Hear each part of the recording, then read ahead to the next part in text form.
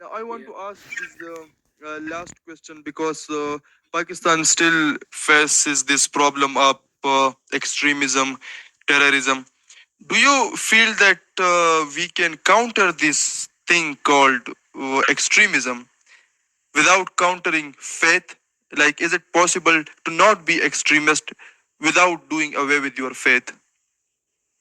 That's a really, really good question. That's really important. So we have to really look at first what is faith and the notion of God, because firstly, I mean, like the notion of God gives you hope there. We are weak, we are all going to die there. It's always for some people appealing to have a hope that there is afterlife.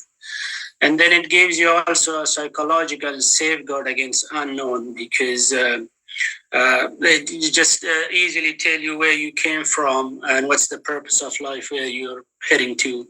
And more than that, it builds a community, and then it becomes a part of a culture as well, and an identity for a lot of people Yeah. as well. So I certainly see the potential in Islam for reform, because Islam is not a monolithic religion. Mhm.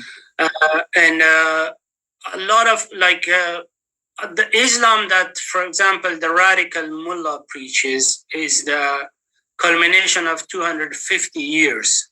So you have Quran, you have Meccan period, and you have Medina period, and then you have Hadith. Usually, some of the Hadiths contradict the Quran, and then you have fiqh, and then you have so many other sects as well. Uh, in that way, in order for Islam, there has to be kind of mujtahid, those people who use their independent reasonings to study the text as well. There has to be a revision there. They have to look at, they make it more adaptable. The curriculum that are taught in those madrasa, they're really medieval. It needs to be made more compatible with the modern world. I think rationality should proceed over literalism. A lot of the people are literalists. For example, like chopping hands for theft.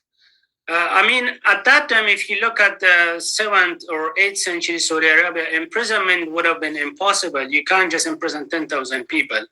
So the only method that they had it to prevent people from robbery was to cut thieves' hands. Mm-hmm. But nowadays we have other means that you can utilize it. So in a similar fashion, because the problem is there are one type of people, we will call it really Islamophobe, because they judge Islam by the modern standard, or why there is kind of slavery. And then there are like Taliban and ISIS or extremists. They think, those values that were really practical in 7th century or 8th century Saudi Arabia can be implemented now. So I think there has to be a hard step taken in order to prevent that radicalization. The main thing is because a lot of people, our Pashtuns are poor, even from Afghanistan. Yes. They have many kids, so they go to madrasas in order to have a shelters and 3-time foods in their bellies. And they're being drummed into their ears those extremist ideologies.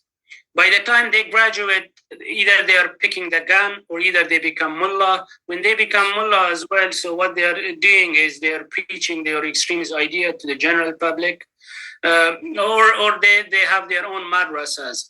So in that regard, that's why Afghanistan and Pakistan is becoming more and more radicalized as well. And usually when there is external force as well to change people, people are prone to become more radicalized.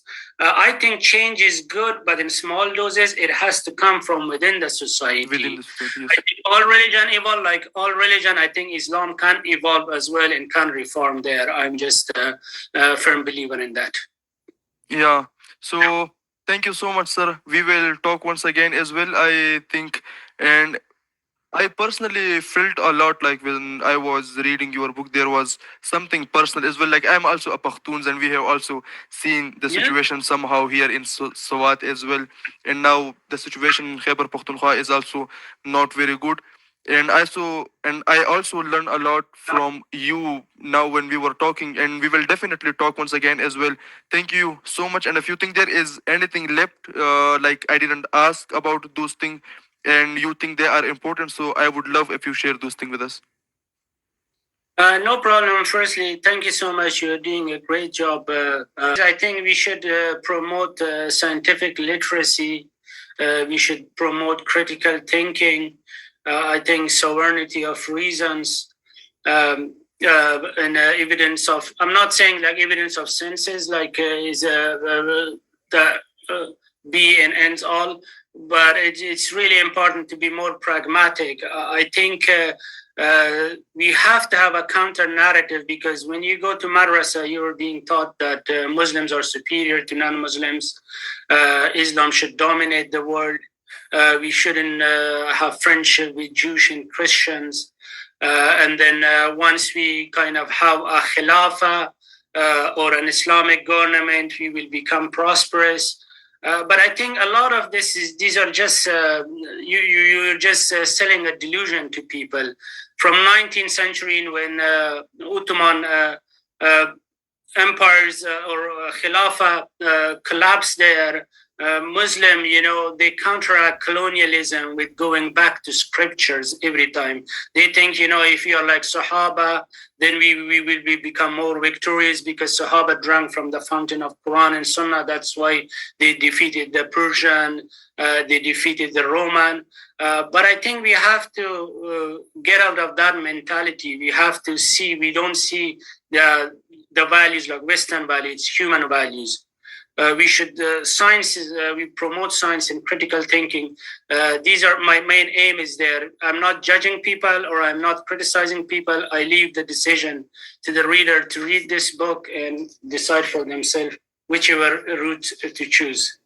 Thank you so much. I highly appreciate that. Anytime that you want me to speak with you again in Urdu, in Pashto, you're more than welcome. Thank you so much. Thank you so much, sir. And I love the word you used, sovereignty of reasons. I think we are perfectly in agreement on this. We should like give that sovereignty to reason in order to have a different society which is more humanistic, which is more empathetic, if I can use the word. So thank you so much, sir.